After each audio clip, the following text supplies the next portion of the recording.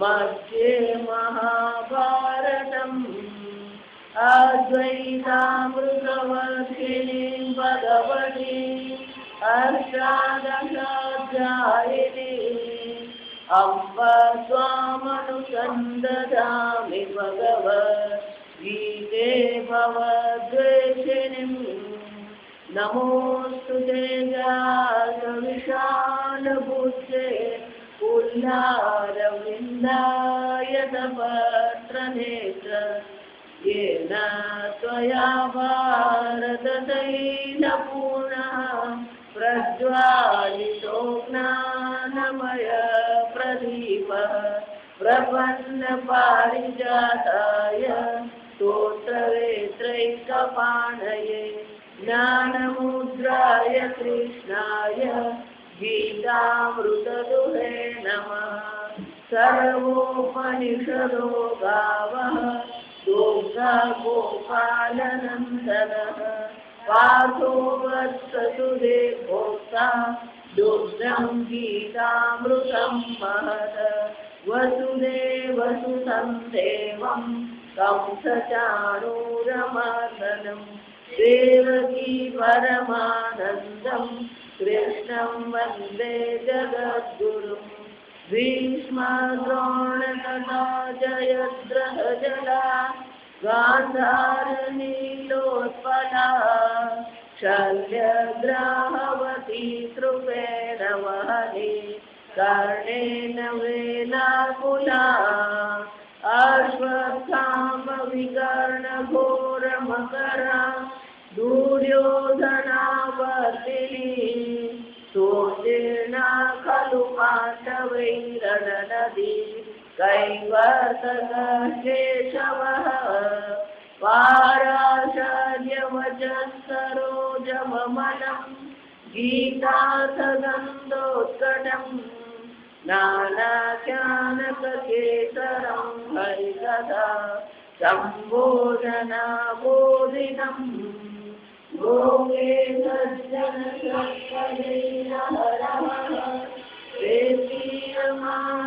मुदा भूयाद्भारतपङ्कजं कलिमल प्रध्वंसिना श्रेयसे मूकं करोति वाचालं पङ्गुं लङ्घयते गिरिं यत्कृपातमहं वन्दे परमानन्दमाधवम् यं ब्रह्मा वरुणेन्द्ररुद्रमरुतः स्तुवन्ति दिव्यैस्तवैः वेदैसाङ्गपदक्रमोपनिषदैः गायन्ति यं सामगाः ध्यानावस्थिततद्गतेन मनसा पश्यन्ति यं योगिनः यस्यार्थं न विदुःसुरासुरगणाः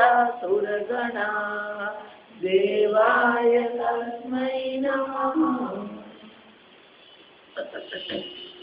ॐ सहनाववतु सहनौ भुनक्तु सह वीर्यं करवावहै तेजस्विनावधीतमस्तु मा विद्विषावहै।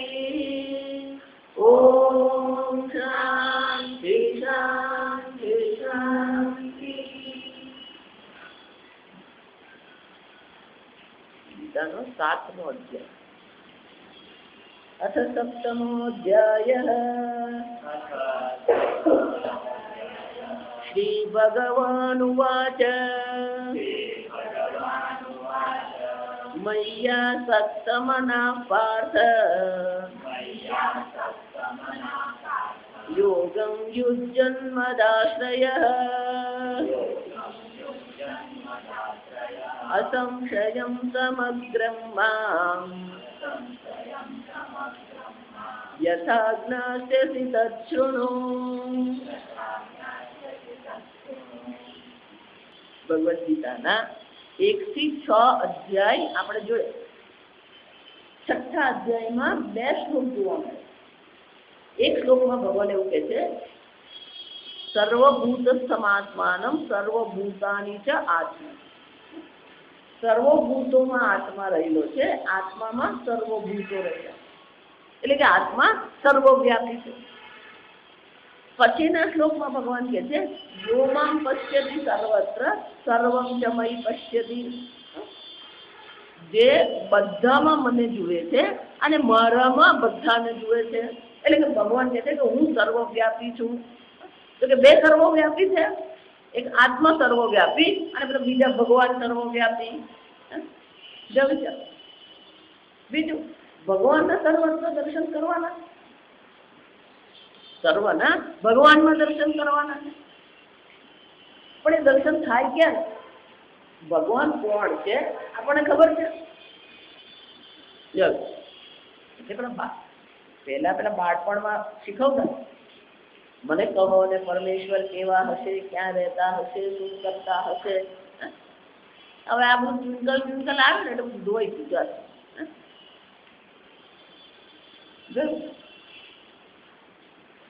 એ પરમાત્મા કોણ છે? ભગવાને કહ્યું તો ખરું કે આત્મા સર્વવ્યાપી છે ને હું પણ સર્વવ્યાપી છું. એનો શું છે? આત્મા અને પરમાત્મા બે છે, બે હોઈ શકે છે, એક જ છે. એટલા માટે સંપૂર્ણ વેદાંતનો ઉપદેશ જે છે એક જ વાક્ય છે, તત્ ત્વમ અસી. ત્વમ જીવ, ત્વમ એટલે કોણ છે? આ જીવ છે. તું એને શું કહેવામાં? ગુરુજી આચાર્ય જયારે સંબોધન કરે ત્યારે શું કહે? ત્વમ, તું તત્ એ ઈશ્વર છે.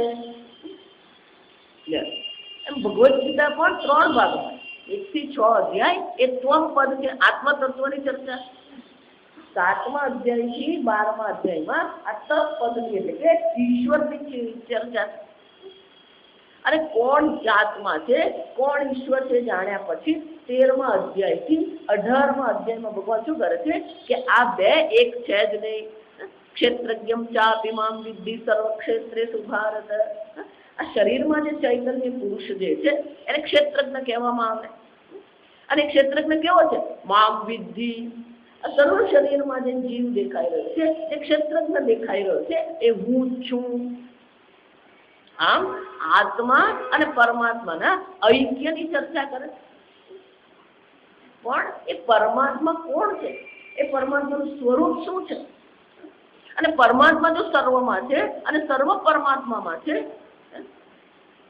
તો કેવી રીતે શક્ય છે? અને એટલા માટે અર્જુન પ્રશ્ન પૂછે પહેલા ભગવાન સ્વયં શું કરે છે? આ 7મા અધ્યાયનો આરંભ કરે છે.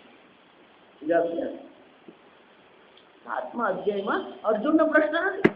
3જા અધ્યાયમાં અર્જુને પ્રશ્ન કર્યો, 5મા અધ્યાયમાં અર્જુને પ્રશ્ન કર્યો, 4થા અધ્યાયમાં પ્રશ્ન કર્યો, 6ઠ્ઠા અધ્યાયમાં પ્રશ્ન કર્યો. પણ એવો પ્રશ્ન નથી. સીધું જ ભગવાન શું કરે છે? શરૂઆત કરી છે. કેમ? કારણ કે એમને જ ખબર છે. આગલા અધ્યાયમાં કહ્યું કે જે મને સર્વત્ર મારા દર્શન કરે છે, પણ હું કોણ છું એ જાણ્યા વગર દર્શન કેવી રીતે થાય? બહુ મજાની વસ્તુ. ઘણી વાર એવું થાય. ઓકે, આપણે વાત કરી રાખીએ પેલા અરવિંદભાઈ, ક્યાંક આપણે લગ્નમાં જઈએ ને આપણી બાજુમાં પેલા અરવિંદભાઈ બેઠા હોય, પણ આપણે એને ઓળખીએ. એમના વિશે ઘણું બધું સાંભળ્યું હોય, પણ જે વ્યક્તિ એમના વિશે કીધું છે એ જ્યાં સુધી આવીને આપણને ઓળખાણ કરાવે નહીં. મેં તમને પેલા અરવિંદભાઈ ની વાત કરી ને, એ જ આ અરવિંદભાઈ. એ પરમાત્મા છે. પરમાત્મા કેવા છે? કોણ છે? સામાન્ય રીતે બધા ધર્મ પંથો જે છે એ બધા ધર્મ પંથો શાની ચર્ચા કરે? પરમાત્મા ક્યાં છે? આપણા સંપ્રદાય, આપણા સનાતન ધર્મમાં યાદ ચર્ચા છે, અને અન્ય ધર્મ પંથમાં યાદ ચર્ચા છે. ભગવાન ક્યાં છે? ઉપર. સચિન તેંડુલકરે પેલો આમ બેડ ઉપર બતાવીને કરે એટલે આપણે ભગવાનને ક્યાં મૂકી દીધો? એટલે આપણા માટે પ્રમાણ કોણ બની ગયું? સચિન તેંડુલકર. સચિન તેંડુલકર ઉપર બતાવે એટલે પછી વિરાટ કોહલી ઉપર બતાવે છે. ગૌતમ ગંભીર ઉપર બતાવે એટલે આપણે બધા ભગવાનને ક્યાં મૂકી દીધા? ઉપર. ઉપર પછી બધું ગીત આવી જાય ઉપરવાળા, એટલે પછી ઉપરવાળો થઈ જાય.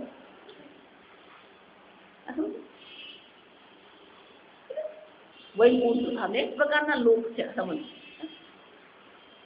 14 લોક ભગવાને બનાવે ને માણસે બીજા 25 લોક બનાવ્યા.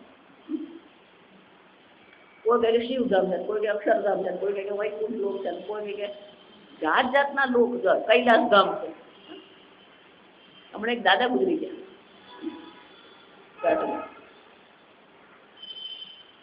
સામાન્ય રીતે દરેક જે પંથમાં માનતા હોય ને એ પ્રમાણે લખે છે. હવે પેલા એ કશું કીધું નહીં હશે ને તો છાપા વાળા છાપી દીધું. વૈકુંઠ નિવાસી ગોરધનદાસ, બીજા દિવસે છાપવાનું પેલા ઘરવાળાએ વાંચ્યું વૈકુંઠ નિવાસી ગોરધનદાસ, એટલે પેલો ફોન છે. અલે ભાઈ વૈકુંઠ વાસી નતું લખવાનું, ગોલોકધામ વાસી લખવાનું હતું. એટલે તું પાછો આ, એટલે પાછું બીજા દિવસે પાછું છાપવામાં આવ્યું. શું આવ્યું? ગોલોકધામ વાસી ગોરધનદાસ. કઈ નહીં હોય તો સ્વર્ગસ્થ. સ્વર્ગસ્થ એટલે શું છે? ગ્રહસ્થ એટલે ઘરમાં રહીને ગ્રહસ્થ કહેવાય. સ્વર્ગમાં રહીને શું કહેવાય? સ્વર્ગસ્થ.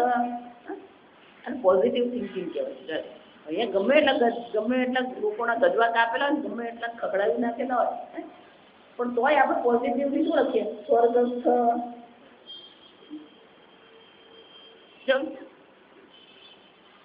એટલે આપણે એક માન્યતામાં રહીએ છીએ. સમજ, દરેકે ભગવાન માટેની એક માન્યતા બનાવી દીધી.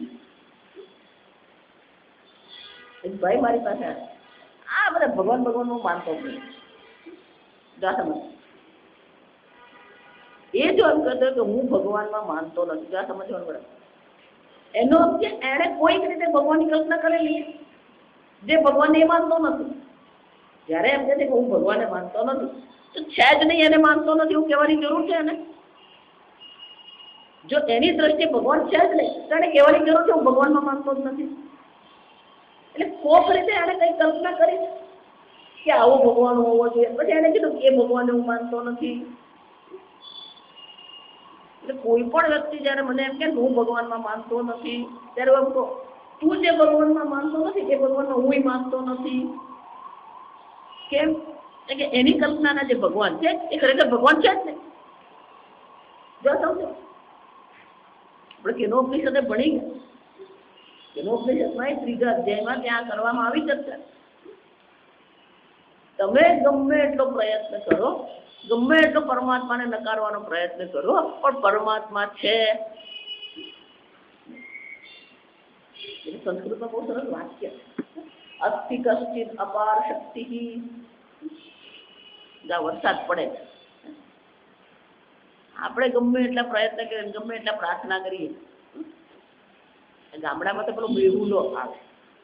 ગામડામાં જોઈએ ને એ લોકોને ખબર, તો મેહુલો આવે એટલે પેલી બેન હોય એ પેલું લઈને આવે, પછી એને શું કરવાનું હોય? કઈક અપાર શક્તિ આ જગતમાં શું છે કામ કરી રહી.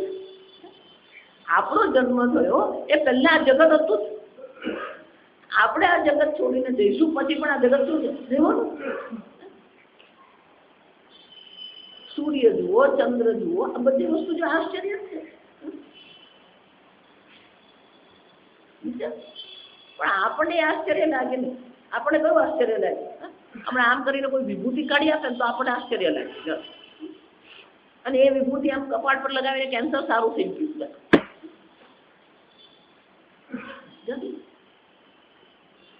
અસ્થિ કશ્ચિત અપાર શક્તિ. શાસ્ત્ર શું કહે છે?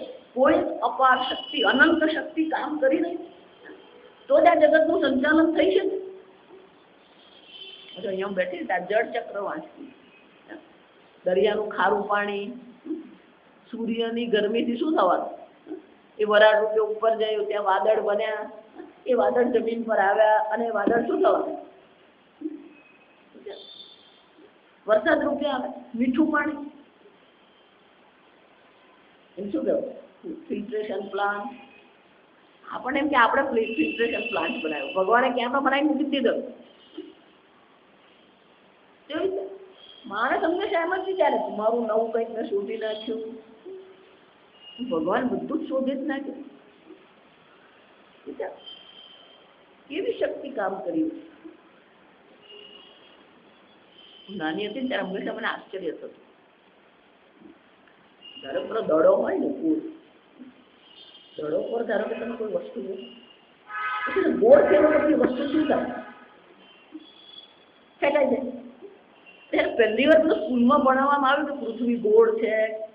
તે પહેલા મારા પ્રશ્ન આવ્યો પડી કેમ જતા નથી.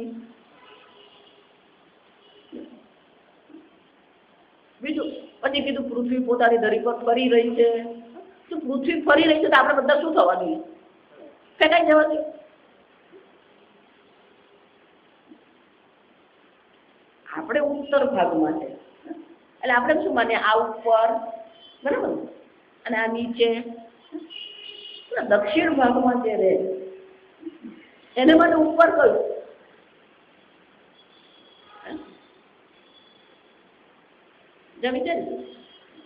એવું માને કે ઊંધો લટકેલો છું પૃથ્વી પર, એને એવું લાગે?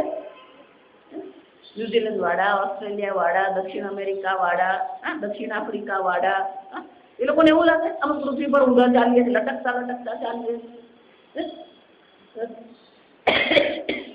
વિચાર લોકોને એમ લાગે ચતુર છે પણ એ લોકોને માટે ઉપર કયું છે? દક્ષિણ ભાગનો જે આકાશ છે એ લોકોને માટે ઉપર છે. આપણા માટે ઉત્તર ભાગનો આકાશ છે ઉપર કહેવાય. એ લોકોને માટે ઉપરનો આકાશ કયો કહેવાય? દક્ષિણ ભાગનો આકાશ. જો તો વિચાર આશ્ચર્ય જ લાગે. અપાર શક્તિ. જગતની કોઈ પણ વસ્તુ તમે પકડો, સ્વામીજી હંમેશા અમને કહેતા કે જો ખરેખર આપણામાં વિવેક જાગૃત થાય તો જગતની દરેક વસ્તુમાં આપણને શક્તિ દેખાય. આ ફૂલ પણ આપણે જોઈએ એટલે રોજ ફૂલ ઉગાડતા હોય ને એટલે આપણને એમ લાગે કે આમાં છે ગલગોટાનું ફૂલ. પણ આ ગલગોટાના ફૂલમાં જેટલી પાંદડી છે એ પાંદડી ધારો કે હું છૂટી કરી દઉં પછી એમ કહું કે આ ગલગોટાની જેમ પાછું બનાવી આપો, બનાવાય? દરેક વસ્તુ આશ્ચર્ય છે. દરેક વસ્તુમાં એ પરમાત્મા શું થયો? અભિવ્યક્ત થઈ રહ્યો. અને શાસ્ત્રમાં શું કહેવામાં આવે? સર્વત્ર એ ભગવાનની અભિવ્યક્તિ થઈ જ રહી છે. પવન તું, પાણી તું, ભૂમિ તું, ભૂધરા, વૃક્ષ થઈ ફૂલી રહ્યો આકાશે, વૃક્ષમાં બીજ તું, બીજમાં વૃક્ષ તું, જોઉં પટંતર, પટંતર એટલે આશ્ચર્ય. નથી બધા શું કહે? ભગવાન આશ્ચર્ય જ છે. વૃક્ષમાં બીજ છે કે બીજમાં વૃક્ષ છે? આપણે ગુજરાતીમાં કહીએ પહેલા ઈંડું કે પહેલા મરઘી? આશ્ચર્ય. કોને પહેલું કેવું? વૃક્ષ વગર બીજ નહીં થાય અને બીજ વગર વૃક્ષ ઉગે નહીં તો પહેલું કોણ? આશ્ચર્ય. દરેક વસ્તુ આશ્ચર્ય. કોઈ પણ વસ્તુ તમે લો એમાં આપણને દેખાય છે કે કોઈક શક્તિ કામ કરી રહી છે પણ એ પ્રકારનો વિવેક આપણે જાગૃત કરવો પડે. એ પ્રકારની દ્રષ્ટિ આપણે કેળવવી પડે. સમજો જ્યાં સુધી એ દ્રષ્ટિ નહીં કેળવજે ત્યાં સુધી આપણે બધું શું લાગવાનું? ખાધું પીધું રાજ કર્યું. 90% લોકોને શામાં મજા છે? વરસાદ પડ્યો તે પહેલા શું ચાલતું હતું? કેરી. આ વખતે કેરી ખાધી કે નહીં ખાધી એ પહેલો પ્રશ્ન. ચિંતન સૂક્ષ્મતા નથી. ગીતાશાસ્ત્ર આપણને કહે છે કે દરેક વસ્તુમાં જે સૂક્ષ્મતા રહેલી છે એ સૂક્ષ્મ દ્રષ્ટિ આપણે કેળવીએ. કઠોપનિષદમાં એટલા માટે કહ્યું દૃશ્યતે તુ અગ્રે બુદ્ધ્ય સૂક્ષ્મયા સૂક્ષ્મ દ્રષ્ટિભિ. કોને આ દર્શન થઈ શકે? જેની એકાગ્ર સૂક્ષ્મ દ્રષ્ટિ જાણે કેળવી છે, જેની બુદ્ધિ સૂક્ષ્મ બની છે એને આ દર્શન થઈ શકે. પણ જેની બુદ્ધિમાં સૂક્ષ્મતા નથી, એની બુદ્ધિમાં સ્થૂળતા છે તો એ દર્શન કરી શકે.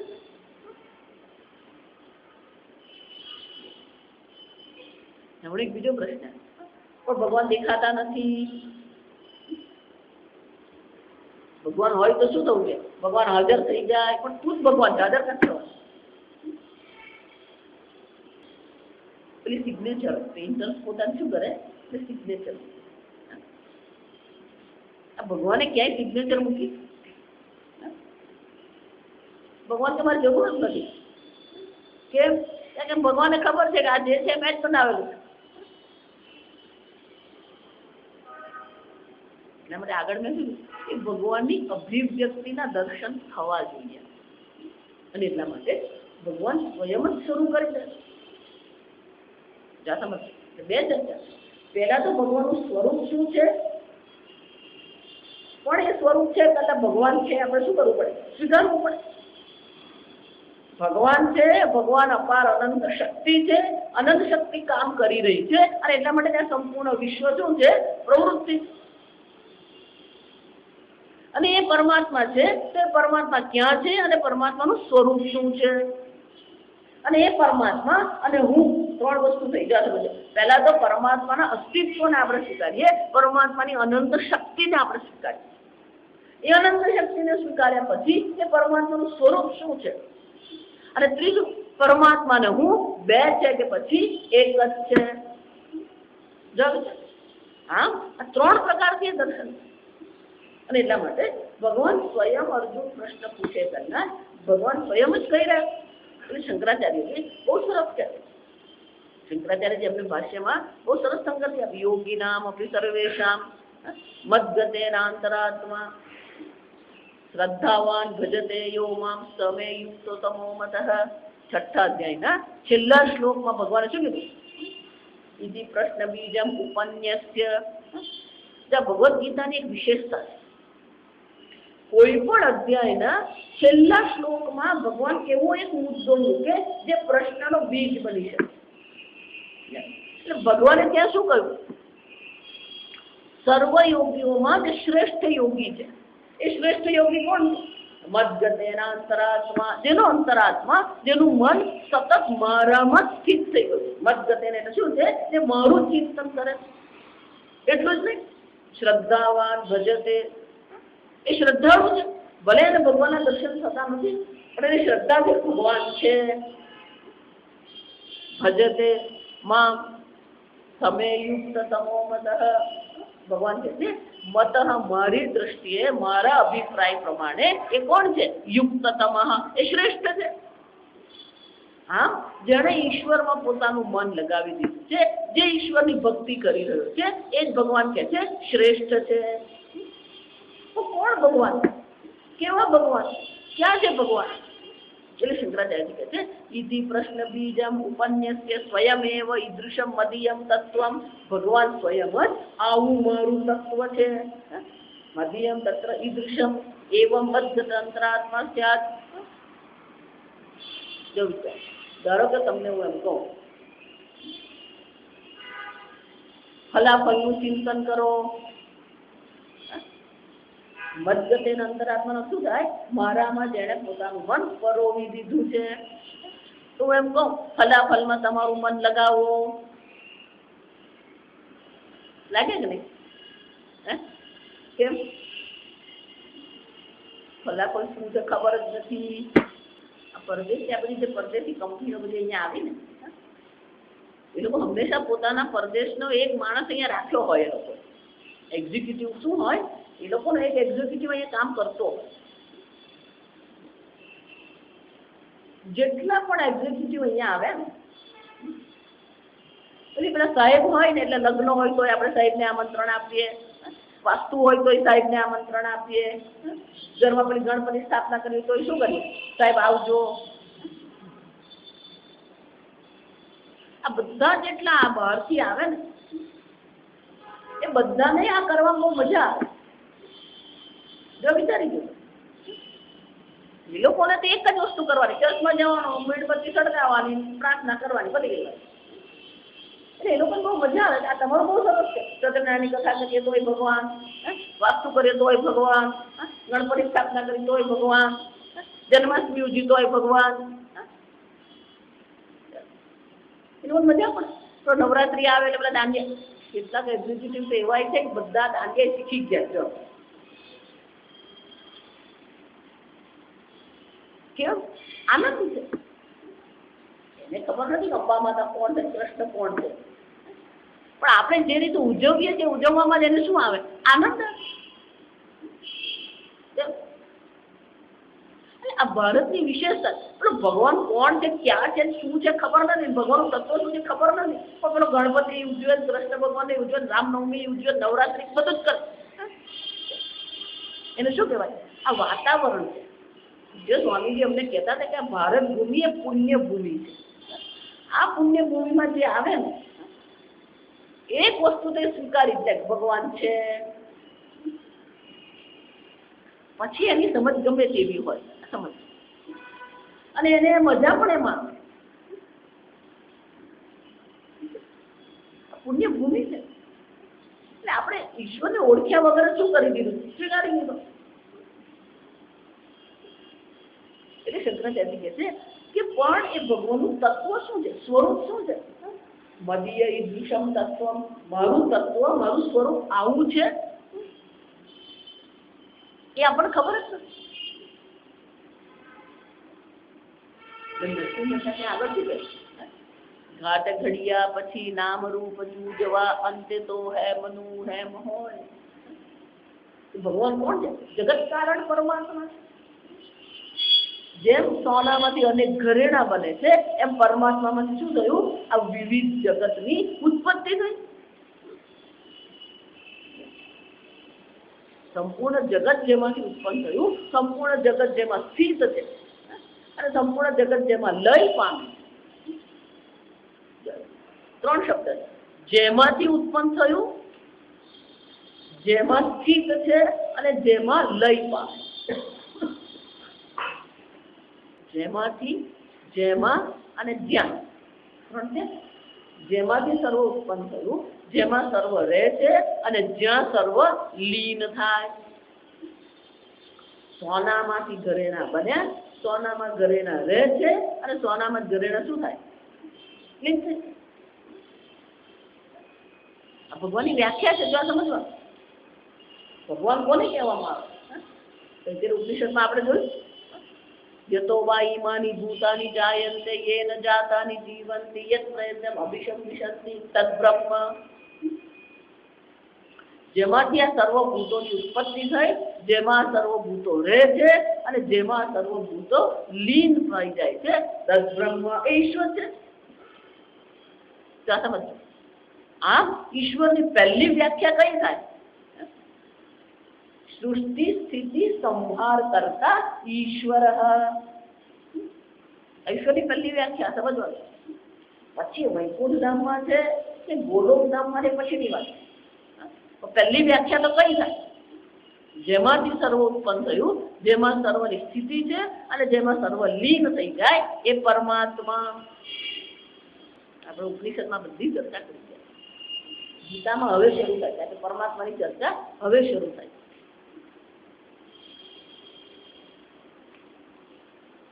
જો આ જગત છે, બરાબર વિચાર, મોટા મોટા જે વૈજ્ઞાનિકો છે ને એ લોકો પણ આ જગતના તત્વને શોધવાનો પ્રયત્ન કરે.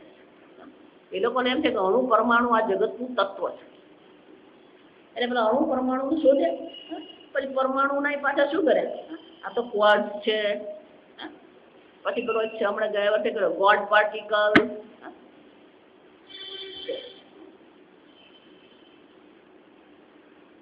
એ લોકો એ તત્વને શોધવાનો પ્રયત્ન કરે.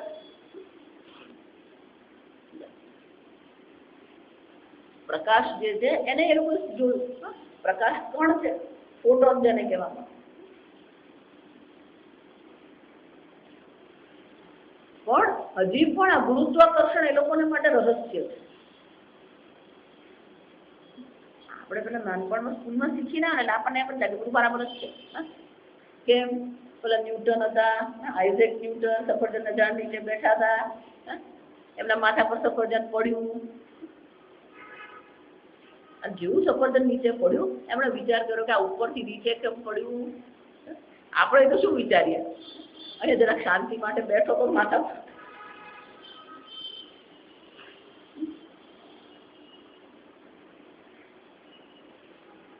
એટલે એમના મનમાં શું વિચાર આવે? કોઈ એવું બળ કામ કરી રહ્યું છે જે સર્વ વસ્તુને શું કરે છે? નીચે ખેંચે છે. એટલે આપણે પછી ભણીએ ન્યૂટને ગુરુત્વાકર્ષણનું બળ બનાવ્યું નથી, ફક્ત શોધ્યું છે. એટલા માટે જ અંગ્રેજીમાં ડિસ્કવર કહેવાય. કવર હતું, ઢંકાયું હતું, શું થઈ ગયું? ડિસ્કવર. ખોલી આપ, શોધી દીધું. એને એવું બતાવ્યું ખરું કે ગુરુત્વાકર્ષણનું બળ છે. જો વિચાર છે બરાબર. પણ વૈજ્ઞાનિકો અત્યારે પણ માથું ખજવાડી રહ્યા છે. કેમ? કે સૂર્ય ક્યાં છે?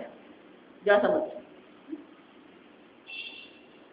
સૂર્યના પ્રકાશની ગતિ કેટલી છે? 1,82,000 માઇલ પર સેકન્ડ. 1 સેકન્ડમાં કેટલું દોડી જાય? આપણે તો પેલું 1,82,000 લખતા 10 સેકન્ડ થઈ જાય. એટલામાં શું થાય?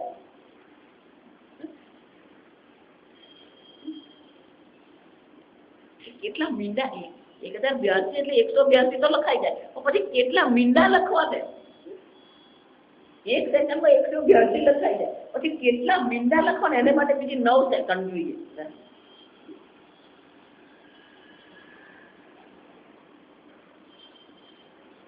1 સેકન્ડમાં 1,82,000. બરાબર. સૂર્યના પ્રકાશને પૃથ્વી પર પહોંચતા 8 મિનિટ થાય. 1 મિનિટના 60 એટલે 8 × 6 = 48, 480 સેકન્ડ થઈ. બરાબર. આટલું દૂર છે, 480 સેકન્ડ થઈ. એનો શું થયું? 400 ગણી અને 1 લાખ ગણી એટલે 400 લાખ તો થઈ ગયા.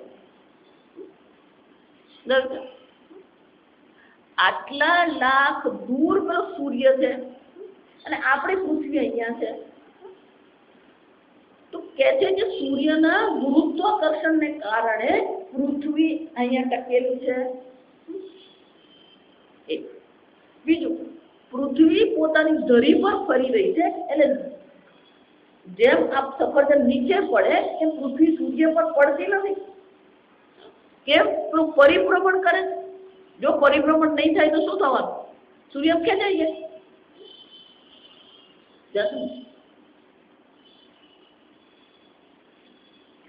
પરિભ્રમણ જ્યારે કરવામાં આવે એને અંગ્રેજીમાં સેન્ટ્રીફ્યુગલ ફોર્સ કહેવાય. એટલે કે વિકેન્દ્રીય એવું બળ ઉત્પન્ન થાય છે એને બહાર ફેંકે. એટલે સૂર્યનું ગુરુત્વાકર્ષણ અને પરિભ્રમણને કારણે બહાર એ બેનું શું થઈ ગયું? સંતુલન થઈ ગયું. જો વિચારી ગયું સંતુલન થયું તો પેલી પૃથ્વી એના પરિભ્રમણ ફરી રહી છે. પણ આપણે બાપુ બિંદાસ રહે. આપણે કોઈ સંતુલન થયું કે નહીં થયું ફરક પડે? જાણે આપણને રાત્રે દાળ ભાત ખાવાના મળે કે નહીં, બસ એટલું હોય.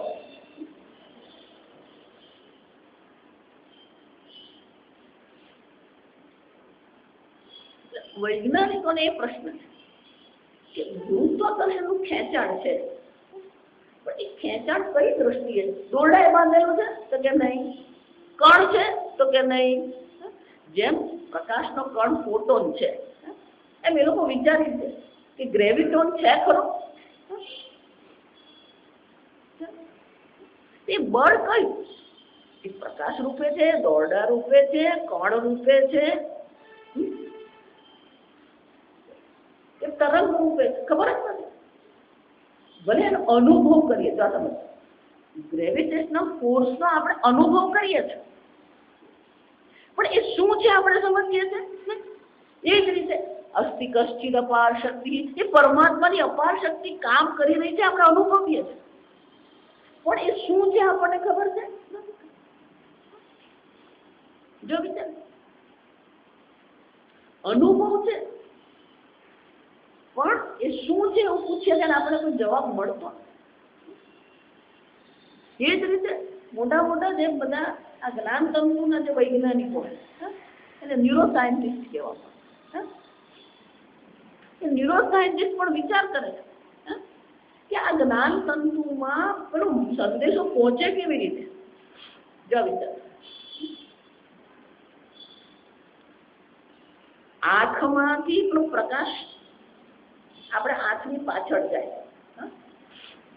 જો સમજો, અને ત્યાં જે પેલા જ્ઞાન તંતુઓ છે એને શું કરે છે? એક્ટિવ કરે. અને એ જે એક્ટિવ થાય એ ઇલેક્ટ્રિકલ જ છે, સમજો. અને પછી એ કરંટ ક્યાં પહોંચે છે? આંખની.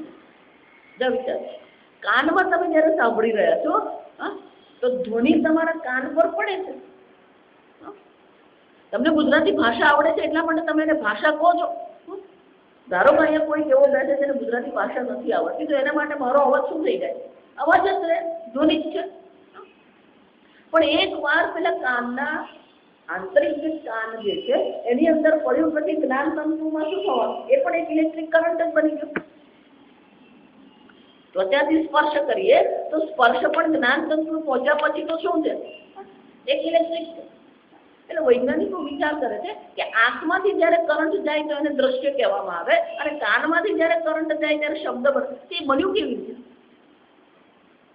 આપણું મગજ એને જુદું કેવી રીતે પાડી છે? તો કરંટ જ નથી. ધારો કે તમે મરચું ખાધું કે તમે કેરી ખાધી, તો સ્વાદ જીભ પર છે, પણ એક વાર જીભથી પેલા જ્ઞાન તંતુએ પહોંચ્યું પછી તો બધું શું છે? એક સરખું જ છે. આશ્ચર્ય છે. એટલા માટે કહું, કોઈ પણ વસ્તુ પર થોડી સૂક્ષ્મતા પર તમે જાઓ ને એટલે આપણે આશ્ચર્ય થાય.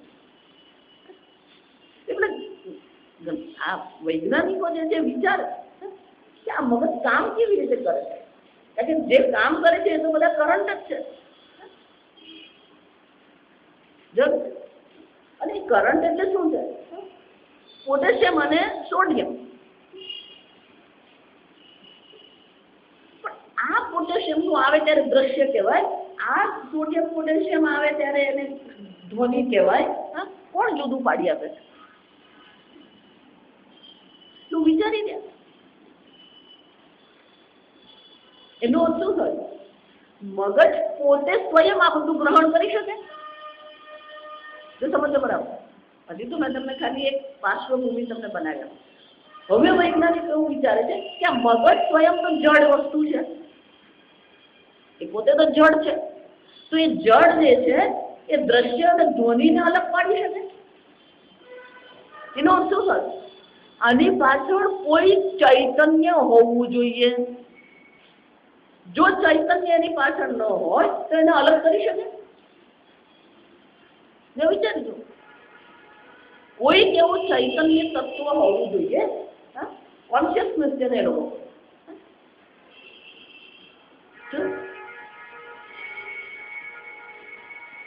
પણ એ કોન્શિયસનેસ છે એમ જ્યારે કહેવામાં આવે તો કે કોન્શિયસનેસ શું છે?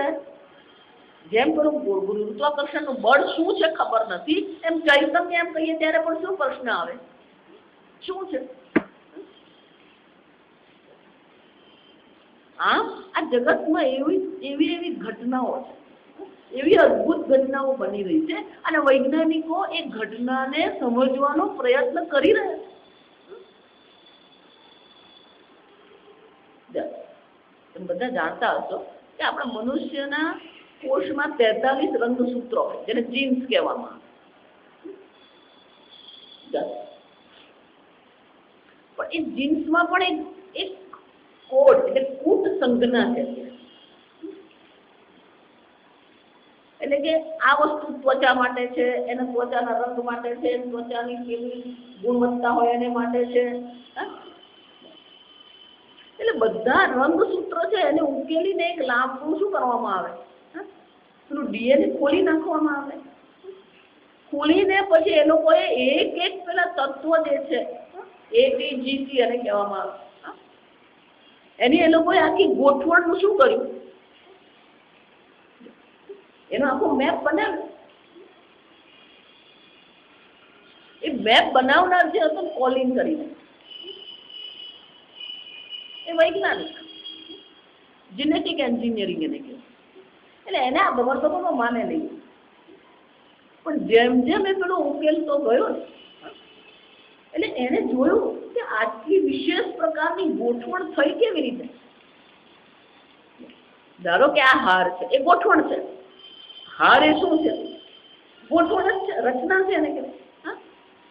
ધારો કે એમ કહું કે કે ગલગોટા, આ નાગદમણી, આ ગુલાબ એની જાતે દોરામાં પરોવાઈ ગયા અને હાર બની ગયો, થાય કે નહીં?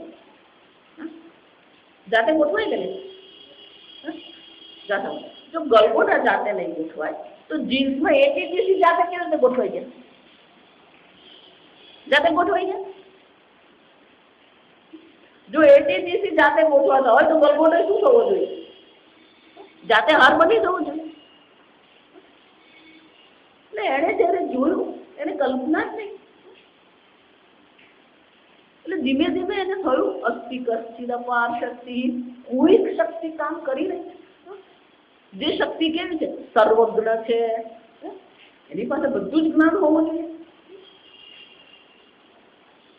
આ એક શરીર જે છે, મેડિકલ કોલેજમાં જેટલા પણ ડિપાર્ટમેન્ટ છે એ બધા ડિપાર્ટમેન્ટ આપણા શરીરમાં છે કે નથી? 6 ફૂટના આ શરીરમાં બધા જ છે, પણ આ બધાના ડિપાર્ટમેન્ટ બનવા જાય તો પેલું 100 એકરની જમીન થઈ જાય. આ હાડકાનો વિભાગ, ને આ પ્રસૂતિનો વિભાગ, ને આંખનો વિભાગ, ને આ કાનનો વિભાગ, ને આ ગળાનો વિભાગ, ને આ ચિકિત્સાનો વિભાગ. કોલીને વિચાર કર્યો કે આમની પાછળ તો કેટલું બધું જ્ઞાન છે, કેટલી બધી સમજ છે, અને આ સમજ આપણી તો છે જ નહીં, કોઈ તો હોવું જોઈએ. એટલે પછી એને પુસ્તક લખ્યું.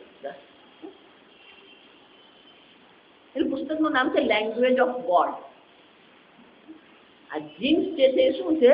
ભગવાનની ભાષા છે. એટલું જ નહીં, આ જેટલા પણ રંગસૂત્રો જે છે ને, એને જયારે આ બધું એ લોકો જયારે ખોલીને બધું જોયું ત્યારે ખબર પડી કે 25 થી 30% જીન્સ એવા છે બધા નકામા છે. એ કોઈ પણ ગુણને અભિવ્યક્તિ કરતા નથી.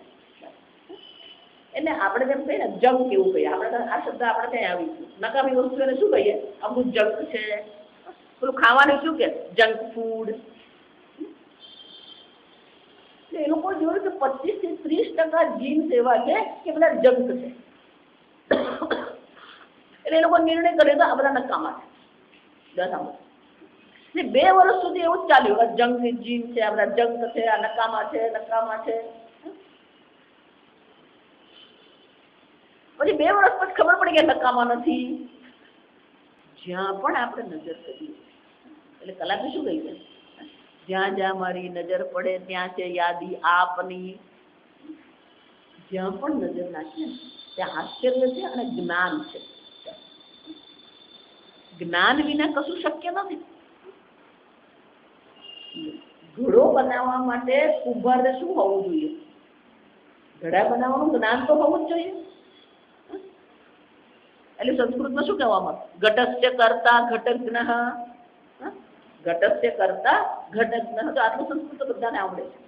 ઘટસ્ય કર્તા ઘટજ્ઞઃ, સર્વસ્ય કર્તા સર્વજ્ઞઃ.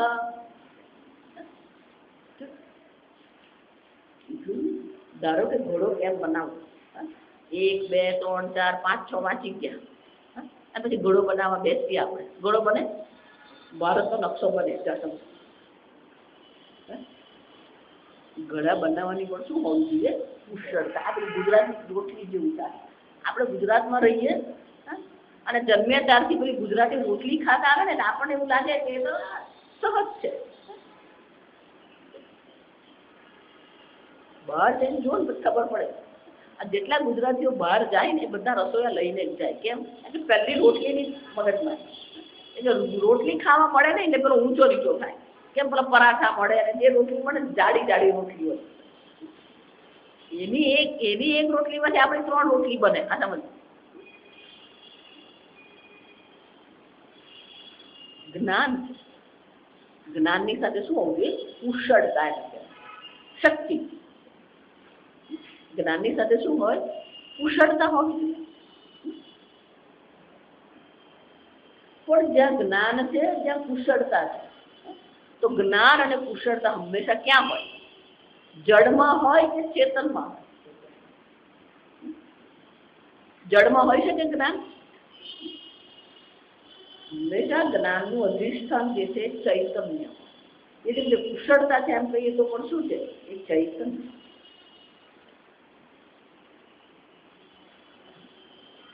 અને એટલા માટે ભગવાન અહીંયા સ્વયં ઈદૃશમ મયા મદીયમ તત્વમ, ભગવાન સ્વયં કહે છે કે મારું સ્વરૂપ આવું છે, હું કોણ છું, મારું સ્વરૂપ કેવું છે. આમ શંકરાચાર્ય કહે છે ભગવાન સ્વયં પોતાના સ્વરૂપને, પોતાના તત્વને પ્રગટ કરવા માટે આ નવો અધ્યાય શરૂ કરે છે. ઇતિ વિવક્ષુ, વિવક્ષુ એટલે કે કહેવાની ઈચ્છાથી. આમ પોતાના સ્વરૂપને પ્રગટ કરવાની ઈચ્છાથી ભગવાન શું કરી રહ્યા છે? આ 7મા અધ્યાયનો આરંભ કરે છે. આપણે આગળ આવતીકાલે. ઓમ સ્વસ્તિ પ્રજાભ્યઃ પરિપાલયન્તાં ન્યાયેન માર્ગેણ મહિં મનીષાઃ ગોબ્રાહ્મણેભ્યઃ શુભમસ્તુ નિત્યં લોકા સમસ્તા સુખિનો ભવन्तु કાલે વર્ષતુ પર્જન્યઃ પૃથ્વી સસ્યશાલિની દેશોऽયં ક્ષોભરહિતઃ બ્રાહ્મણા સંતુ નિર્ભયાઃ. ઓમ સર્વેષાં સ્વસ્તિર્ભવતુ, સર્વેષાં શાંતિર્ભવતુ, સર્વેષાં પૂર્ણં ભવતુ, સર્વેષાં મંગલં ભવતુ, સર્વે ભવन्तુ સુખિનઃ, સર્વે સन्तુ નિરામયાઃ, સર્વે ભદ્રાણિ પશ્યन्तુ મા કશ્ચિદ દુઃખભાગ ભવેत्. અસતો મા સદ્ગમય, તમસો મા જ્યોતિર્ગમય, મૃત્યોર્મા અમૃતંગમય. ઓમ પૂર્ણમદ પૂર્ણમિદં પૂર્ણાત પૂર્ણમુદચ્યતે પૂર્ણસ્ય પૂર્ણમાદાય પૂર્ણમેવાવશિષ્યતે. ઓમ શાંતિ શાંતિ શાંતિ. હરિ ઓમ શ્રી